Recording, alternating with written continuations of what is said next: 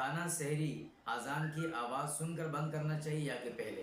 یہ بات ذہن میں رکھنی چاہیے کہ اذان جو ہے یہ ہمیشہ صبح صادق کے شروع ہونے کے بعد ہوتی ہے، اور صبح صادق کا جو وقت ہے یہ درمیان کا فاصل ہے درمیان کا، تو اس سے پہلے سحری کا جو کھانا ہے پینا ہے وہ بند کر دینا چاہیے۔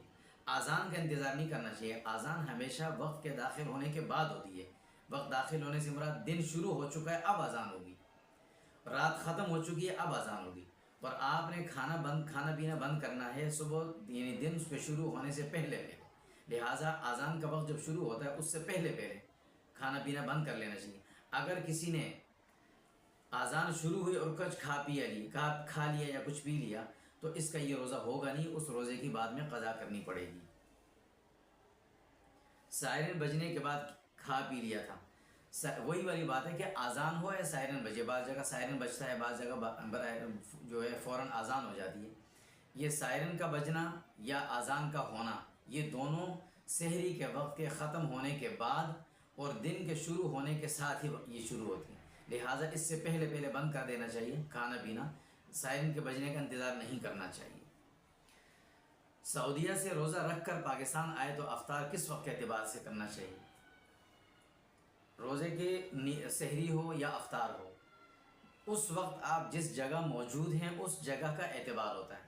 سحری کے وقت میں آپ سعودیہ میں تھے، افطار میں آپ پاکستان پہنچ گئے تو یہاں جو افطار کا وقت ہے اس کے مطابق افطار کریں گے، یا اگر آپ سحری کر کے پاکستان سے سعودیہ گئے تو وہاں جو افطار کا وقت ہوگا جو 2 گھنٹے کا فرق ہے اس کے اعتبار سے وہاں افطاری کی جائے گی۔ ٹی وی کی اذان پر افطار کرنا کیسا ہے؟ روزے کے افطار کا اعتبار ٹی وی سے یا ریڈیو سے نہیں ہے، اذان سے ہے، اور جس جگہ آپ موجود ہیں وہاں وقت ہوا یا نہیں ہوا اس اعتبار سے۔ جس جگہ آپ موجود ہیں وہاں اگر افطار کا وقت ہو گیا ہے تو آپ افطار کر سکتے ہیں، ٹی وی کے اذان کا وہ انتظار نہیں کرنا چاہیے۔ اس بات کا خیال رکھنا چاہیے کہ بعض اوقات ٹی وی چینل پر کوئی اذان کسی دوسرے شہر کی چل رہی ہو، مثلا ہم کراچی میں موجود ہیں اور اذان آ رہی ہے اسلام آباد کی، تو اسلام آباد کے وقت میں اور کراچی کے وقت میں فرق ہے، اس لیے اس اذان کا پر اعتماد یا اس کا انتظار نہیں کرنا چاہیے۔ جہاں آپ موجود ہیں وہاں افطار کا وقت ہو گیا ہے تو آپ افطار کر سکتے ہیں۔ ہوائی جہاز میں سحری اور افطار کا حکم کیا ہے؟ مغرب کی جانب سفر کرتے ہوئے وقت دن لمبا ہو جاتا ہے، بالکل لمبا ہو جاتا ہے۔ آپ ہوائی جہاز میں موجود ہیں، جب تک آپ کو سورج نظر آ رہا ہے، جتنی بلندی پر آپ ہیں 10,000 سے 35,000 تک کی بلندی پر آپ موجود ہوتے ہیں، تو جب بلندی پر آپ موجود ہیں آپ کو سورج نظر آ رہا ہے تو آپ نے افطار نہیں کرنا۔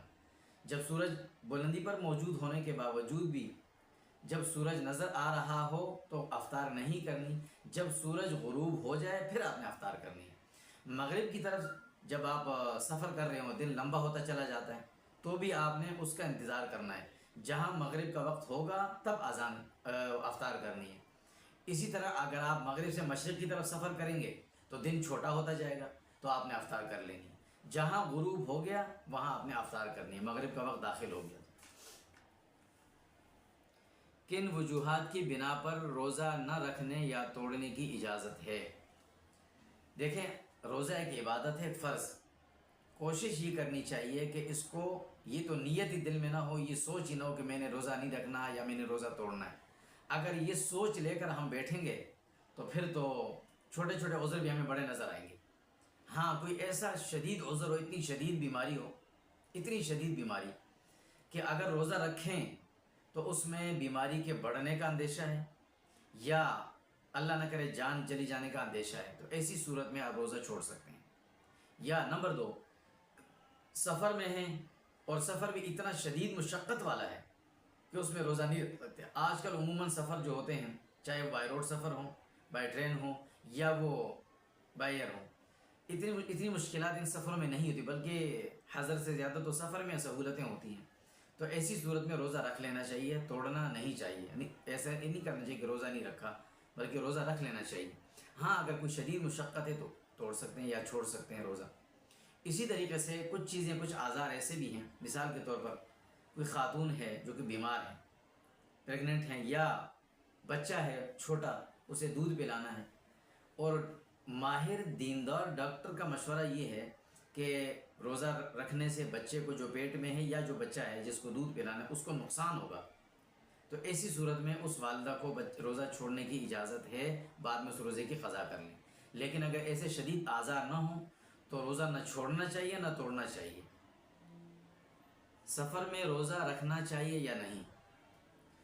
دیکھیں، سفر میں روزہ رکھنا افضل ہے، اور اگر مشقت کی وجہ سے چھوڑ دیا تو اس کی اجازت ہے، اب یعنی رخصت ہے اس کی، تو افضلیت پر انسان کوشش کرے کہ عمل کرے کہ روزہ رکھ لینا چاہیے۔ ہاں اگر مشقت ہے، تکلیف ہے، تو پھر چھوڑ دینا چاہیے۔ پھر دوسری وجہ یہ بھی ہے کہ جب ایک ماحول بنا ہوا ہوتا ہے تو اس میں روزہ رکھنا بھی آسان ہوتا ہے، بعد میں جب ماحول بنا ہوا نہیں ہوتا تو اکیلے گھر میں ایک آدمی کو وہ قضا روزے رکھنا پڑے، مشکل بھی ہو جاتے ہیں، بعض دفعہ چھوٹ بھی جاتے ہیں، رہ بھی جاتے ہیں۔ اس لیے کوشش یہ کرے جتنا ہو سکے حد تک امکان سفر میں روزہ رکھ لینا چاہیے۔